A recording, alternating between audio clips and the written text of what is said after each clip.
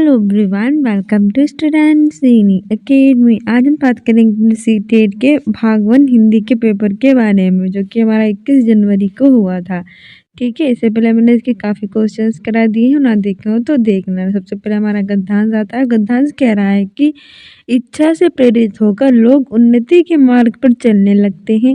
अपनी यात्रा के आरंभ में वे अपनी प्रगति में बाधा डालने वाली सैकड़ों व्यक्तिगत और सामाजिक कमियों का पता लगाते हैं। उन आदि मानवों ने सुख प्राप्त करने की अपनी सहज इच्छा से प्रेरित होकर भी इन खामियों के खिलाफ संघर्ष किया। हालांकि प्रगति प्राप्त करने के लिए कोई व्यवस्थित तरीका उपलब्ध न होने के कारण वे कमजोर थे। मानव अस्तित्व त्रिपक्षीय है, भौतिक, मानसिक और आध्यात्मिक। अपनी यात्रा के प्रारंभिक चरण में सुदूर अतीत के युग में मानव ने अकेले भौतिक और मानसिक क्षेत्रों में प्रगति की। मानव संरचना में रूपात्मक परिवर्तन अब भी हो रहे हैं और आगे भी होते रहेंगे। मनुष्य भविष्य में ऐसे उल्लेखनीय परिवर्तनों से गुजरेगा जो आज के लोगों के लिए क्रियात्मक अपरिचित होंगे। हम ये कह सकते हैं कि उन आरंभिक मनुष्यों ने वास्तव में कोई महत्वपूर्ण आध्यात्मिक प्रगति की थी, हालांकि उन्होंने जो भी उन्नति किसी भी तरह से महत्वहीन नहीं था। ये हमारा गद्यांश है और इसका पहला क्वेश्चन कह रहा है कि गद्यांश के आधार पर कहा जा सकता है कि ऑप्शन ए है कि परिवर्तन तीव्र गति से होते हैं, ऑप्शन बी है परिवर्तन महत्वपूर्ण नहीं होते, ऑप्शन सी है परिवर्तन मानव जीवन का सत्य है, ऑप्शन डी है परिवर्तन अपरिपक्वता को दर्शाते हैं। सही आंसर हो जाएगा ऑप्शन सी, परिवर्तन मानव जीवन का सत्य है। अगला क्वेश्चन कह रहा है कि विशेषण विशेष्य का उदाहरण नहीं है। ऑप्शन ए है आध्यात्मिक दुनिया, ऑप्शन बी है रूपात्मक परिवर्तन, ऑप्शन सी है अंधेरे युग, ऑप्शन डी है मानव अस्तित्व। परिवर्तन कैसा है? रूपात्मक है। दुनिया कैसी है? आध्यात्मिक है। युग कैसा है? अंधेरा है। ये सभी विशेषण विशेष्य हैं, लेकिन मानव का अस्तित्व है, ये विशेषण विशेष्य नहीं है और नहीं पूछा है तो ऑप्शन डी सही हो जाएगा। तीसरा कह रहा है 93 नंबर का कि अध्यात्म शब्द में एक प्रत्यय लगाने से कौन सा शब्द बनेगा? ऑप्शन ए आध्यात्मिक, ऑप्शन बी आध्यात्मिक, ऑप्शन सी है आध्यात्मिक, ऑप्शन डी है आध्यात्मिक। तो देखो, इन दोनों में तो नहीं था, पर इन दोनों में बच्चा कंफ्यूज हो गया था, क्योंकि आध्यात्मिक और आध्यात्मिक में क्या होगा, तो सही आंसर हो जाएगा ऑप्शन डी आध्यात्मिक। ठीक है, अगला क्वेश्चन कह रहा है कि उन्नति प्राप्त करने के लिए आवश्यक है कि मनुष्य, ऑप्शन ए है संघर्षरत रहे और विद्रोह करे, ऑप्शन बी है अपनी खूबियों को जान ले, ऑप्शन सी है अपनी कमियों को जान ले, ऑप्शन डी अपने लक्ष्य की ओर चलता रहे। सही आंसर हो जाएगा ऑप्शन 4, अपने लक्ष्य की ओर चलता रहे। अगला क्वेश्चन कह रहा है कि प्रगति प्राप्त करने का व्यवस्थित तरीका किसके पास नहीं था? ऑप्शन ए है आदि मानवों के पास, ऑप्शन सी है बी है सभी मनुष्यों के पास, ऑप्शन सी है सभी अज्ञानी मानवों के पास, ऑप्शन डी है सभी अव्यवस्थित आदि मानवों के पास। सही आंसर हमारा हो जाएगा, सही आंसर हो जाएगा हमारा ऑप्शन ए आदि मानवों के पास। अगला क्वेश्चन कह रहा है कि मानव के कौन से 3 पक्ष हैं? ऑप्शन ए है भौतिक, मानसिक, आध्यात्मिक, ऑप्शन बी है आध्यात्मिक त्रिपक्षीय भौतिक, ऑप्शन सी है संसारिक मानसिक आध्यात्मिक, ऑप्शन डी है भौतिक मानसिक संसारिक। सही आंसर हो जाएगा ऑप्शन ए भौतिक, मानसिक और आध्यात्मिक।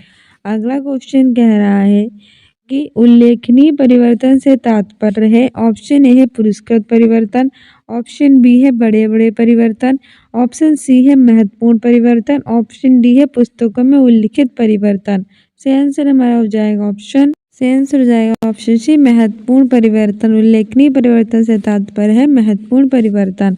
अगला क्वेश्चन कह रहा है कि मानव शब्द में किस प्रत्यय और उपसर्ग का प्रयोग संभव है? Option A Isu, option B है ई आ, ऑप्शन सी है ई एन, ऑप्शन डी है इत सा, इत आ। सही आंसर हो जाएगा हमारा ऑप्शन, सही आंसर हो जाएगा ऑप्शन बी ई आ। ठीक है, इससे पहले प्रत्यय पूछा है तो मानव प्लस ई बराबर मानवीय हो जाएगा। फिर उपसर्ग पूछा है तो मानव प्लस आ बराबर आ प्लस मानव बराबर अमानव हो जाएगा। यानी कि अगर प्रत्यय की बात करें, अगर उपसर्ग की बात करें तो ये अमानव होगा और प्रत्यय की बात करें तो अमानवीय होगा। ठीक है, अगला क्वेश्चन कह रहा है कि आदि मानव ने देश क्षेत्र में प्रगति की, परंतु देश क्षेत्र में प्रगति नहीं कर सका। ऑप्शन ए है मानसिक भौतिक, ऑप्शन बी है आध्यात्मिक भौतिक, ऑप्शन सी है भौतिक मानसिक, ऑप्शन डी है भौतिक आध्यात्मिक। सही आंसर हमारा हो जाएगा ऑप्शन, सही आंसर हो जाएगा ऑप्शन 4 भौतिक आध्यात्मिक। आदि मानव ने भौतिक क्षेत्र में प्रगति की, परंतु आध्यात्मिक क्षेत्र में प्रगति नहीं कर सका। अगला क्वेश्चन कह रहा है कि नीचे दी गई कविता को पढ़कर उचित विकल्प चयन करना है। कट गया है शीश पर ये शीश है झुका नहीं, राही उसी का नाम है जो राह में रुका नहीं। एक दिन प्रकाश होता है कितना भी अंधकार हो, सत्य की विजय सदा असत्य की हार हो। सच्चाई साथ में रहे कैसा भी अपना अंत हो, सत्य की विजय सदा असत्य की हार हो। ये हमारा है कविता और इसको पढ़ के मैं आंसर देना थे। समूह से भिन्न शब्द युग्म है। पहला है प्रकाश अंधकार, दूसरा है हार बिहार, तीसरा है सत्य असत्य और चौथा है जय पराजय। तो बताना आना लिंक जोड़ा कौन सा हो जाएगा। देखो जय का विलोम क्या होता है पराजय, सत्य का विलोम असत्य और हार का और प्रकाश का अंधकार, लेकिन हार का बिहार नहीं होता तो ऑप्शन बी सही हो जाएगा। अगला कह रहा है कि अंधकार देश का प्रतीक नहीं है। ऑप्शन ए है समाधान, ऑप्शन बी है बुराई, ऑप्शन सी है निराशा, ऑप्शन डी है चुनौतियां। तो अंधकार का प्रतीक नहीं पूछा है, बुराई होता है, निराशा होता है, समाधान और चुनौतियों में से चुनौतियां भी होता है लेकिन समाधान नहीं होता। ऑप्शन ए सही हो जाएगा। 112वां कह रहा है कि कविता में देश पर शाब्दिक बल दिया गया है। ऑप्शन ए है राह, ऑप्शन बी है प्रकाश, ऑप्शन सी अंधकार, ऑप्शन डी है सत्य। सही आंसर हमारा हो जाएगा ऑप्शन सही आंसर हो जाएगा ऑप्शन डी सत्य। ठीक है, कविता में सबसे ज्यादा बल सत्य पर दिया गया है। अगला क्वेश्चन कह रहा है कि कविता के अनुसार राही की विशेषता है।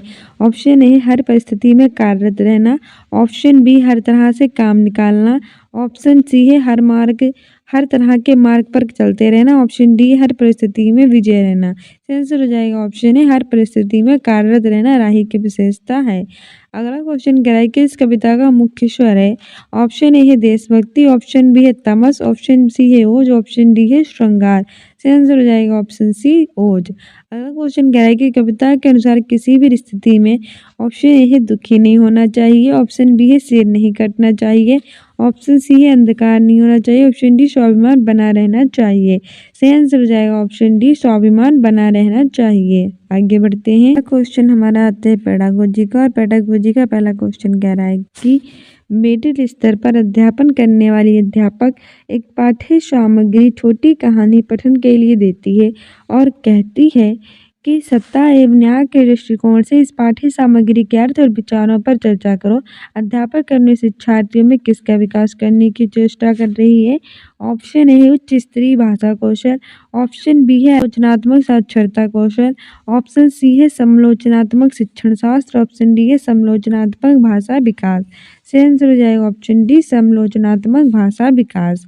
अगला क्वेश्चन कह रहा है कि अंतर्भाषिक पहचान क्या है। ऑप्शन ए है कि शिक्षार्थी की यह समझ कि विभिन्न भाषाओं का अधिगम विभिन्न योग्यताओं का आधार सम आश्वासन है। दूसरा कह रहा है कि शिक्षार्थी के निर्णय कुछ तो सहजात भाषा में और कुछ लक्ष्य भाषा में समान होते हैं। तीसरा कह रहा है कि शिक्षार्थी के निर्णय सहजात भाषा में कुछ और लक्ष्य भाषा में कुछ असमान होते हैं।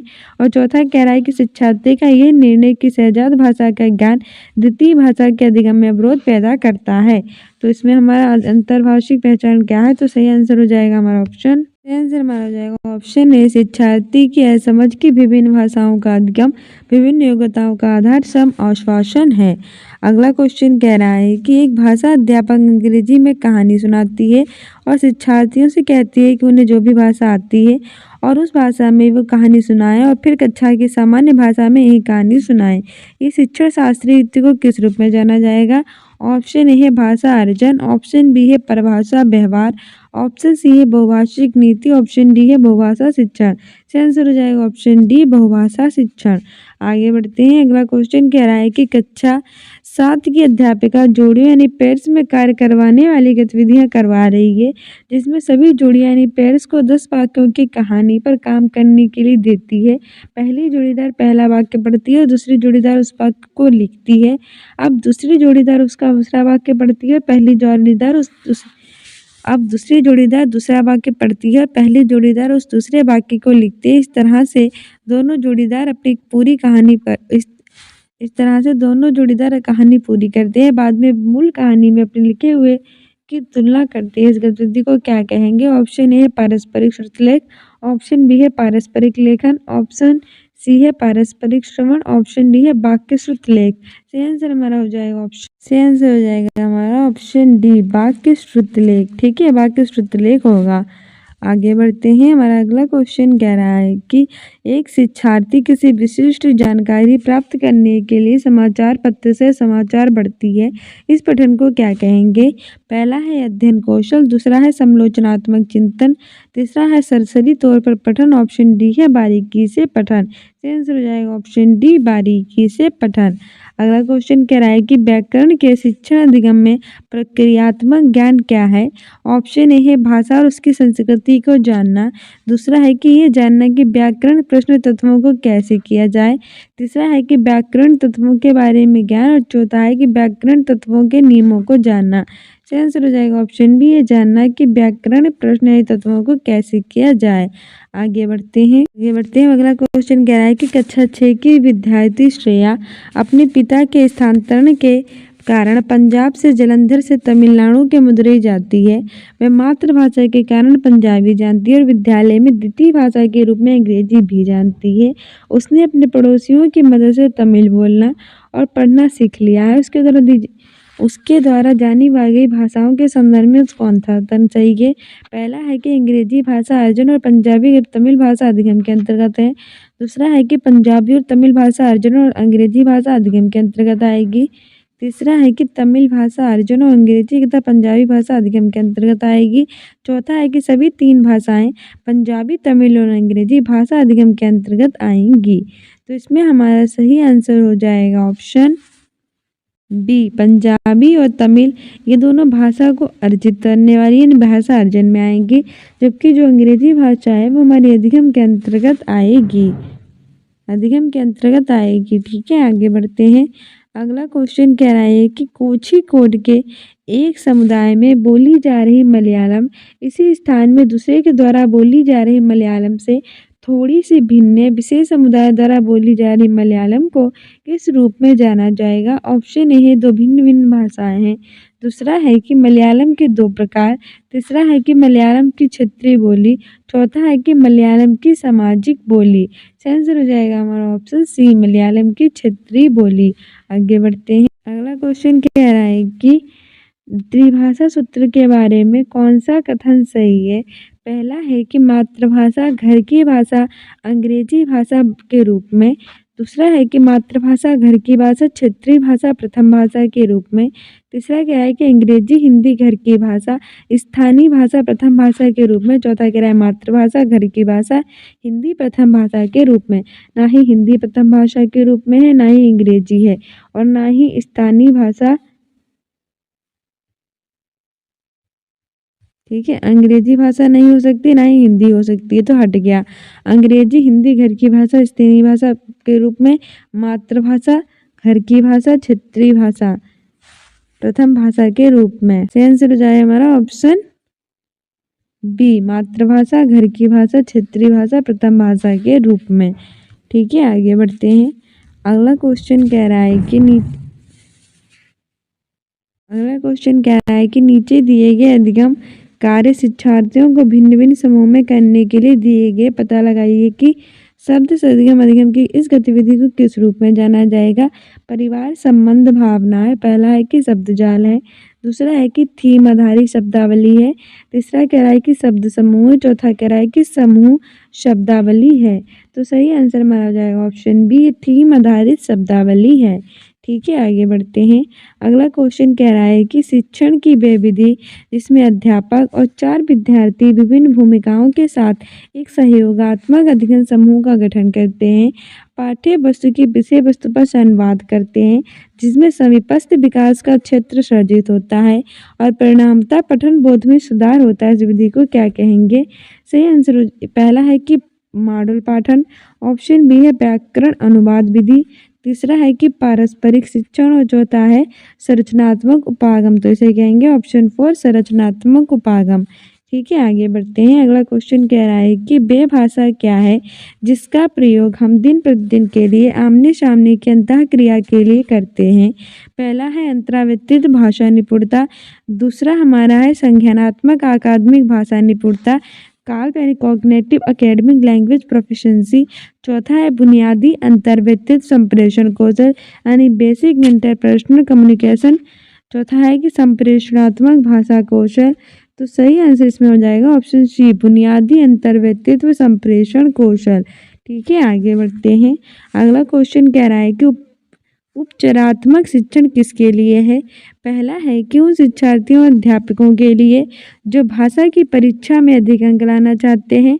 दूसरा है उन विद्यार्थियों के लिए, उन शिक्षार्थियों के लिए जिन्हें भाषा अधिगम के कुछ आयामों पर ध्यान देने की आवश्यकता है। तीसरा है उन अध्यापकों के लिए जिन्हें भाषा सीखने वाले कुछ विद्यार्थियों के लिए अपने शिक्षण में सुधार की ज़रूरत है। और चौथा कह रहा है कि उन शिक्षार्थियों और अध्यापकों के लिए जिन्हें अपने शिक्षण अधिगमितियों को समझने और बदलने और सुधार करने की ज़रूरत है। तो सही आंसर हो जाएगा ऑप्शन डी, उन शिक्षार्थियों और अध्यापकों के लिए जिन्हें अपने शिक्षण अधिगम युक्तियों को समझने और उसमें सुधार करने की ज़रूरत है।